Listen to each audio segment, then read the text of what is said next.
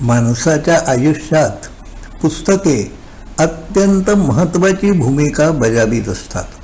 पण ग्रंथालयात गेल्यावर कोणती पुस्तके निवडायची हे अनेकांना कळत नाही.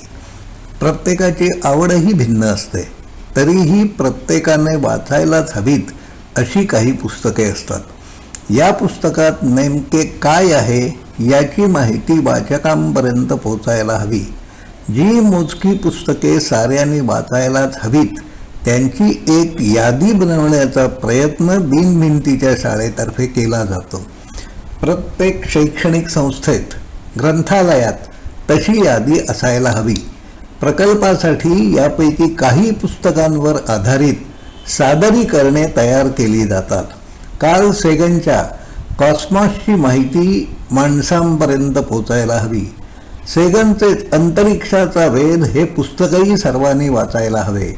विश्व कसे निर्माण झाले, ते किती विस्तारात पसरले आहे, हे सारे शून्यातून कसे निर्माण झाले या संदर्भात विज्ञानाचे जे दावे आहेत ते सारे सामान्य माणसाला कळेल अशा शब्दात या पुस्तकात नोंदवण्यात आले आहेत. वरील दोन्ही पुस्तके मूळ इंग्रजी आहेत, पण त्यांचे मराठी भाषांतर उपलब्ध आहे. सेगनची कॉस्मॉस ही 13 भागांची मालिकाही यूट्यूबवर पाहता येते. गेल्या 4 शतकात विज्ञान तंत्रज्ञानाच्या क्षेत्रात अनेक शोध लागले. माणूस पृथ्वी, स्वर्ग, नरकाच्या चौकटी बाहेर पडला. दुर्बिणीच्या शोधांमुळे विश्वाचा विस्तार केवढा विशाल आहे याची जाणीव झाली. सूक्ष्मदर्शकात होत गेलेल्या प्रगतीमुळे सूक्ष्म म्हणजे काय याची जाणीव वाढत गेली. सूक्ष्म आणि विशाल या कल्पनांचे पूर्ण आकलन अद्याप विज्ञानालाही झालेले नाही. आपले पूर्वज विश्व समजून घेण्यासाठी उत्सुक होते, पण त्यासाठीची योग्य पद्धत त्यांना सापडली नव्हती. निदान विज्ञान तसा दावा करते. या विषयावर स्वतंत्रपणे मते मांडावी लागतील. विश्वाचे आकलन करून घेण्यासाठी शोधण्यात आलेल्या सर्वात उत्तम पद्धतीला विज्ञान असे म्हटले जाते. पदार्थविज्ञान आणि रसायनशास्त्राचे जे नियम आपल्याला माहिती आहेत त्या आधारावर विश्वाचे अधिक चांगले आकलन होऊ शकते. आपल्याला जे विश्व पाहता येते त्या साऱ्या पसाऱ्याला विज्ञानाचे पृथ्वीवरील नियमच लागू होत असतात. विज्ञानाचे गणितीय नियम अंतराळात सर्वत्र वापरले जातात.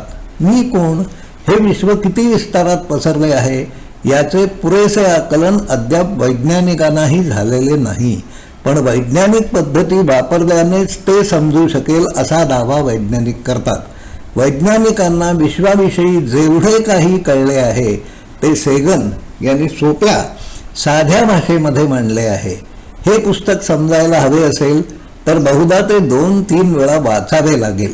आपल्याला यातील काय कळले नाही, काय आकलन झाले, बाकी का कळले नाही हे आपल्याला स्वतःच्या शब्दात मांडता यायला हवे. खरे म्हणजे यावर एकत्र येऊन संवाद व्हायला हवा. अर्थात यासाठी ही पुस्तके निदान एकदा तरी वाचायला हवीत. वाचनाची आवड कशी, कोणत्या वयात लावता येईल? छपाईची कलाच जेव्हा शोधली गेली नव्हती तेव्हा पुस्तके ही सहज उपलब्ध होणारी वस्तू नव्हती. त्या काळात साक्षरतेचे प्रमाणही कमी होते. हस्तलिखिते मिळवणे, ती जपून ठेवणे, सांभाळणे ही त्या काळात अत्यंत अवघड गोष्ट होती. त्या काळातील सामान्य माणूस पुस्तके विकत घेऊही शकत नव्हता. आता छोट्या छोट्या गावातूनही ग्रंथालये आहेत, पण वाचक दुर्मिळ होऊ लागला आहे. वाचन संस्कृती नव्याने निर्माण करण्यासाठी काय करायला हवे यावर विचार करा. नव्या कल्पना सुचवा. या युगात वाचाल तरच वाचाल हे सत्य आहे. धन्यवाद.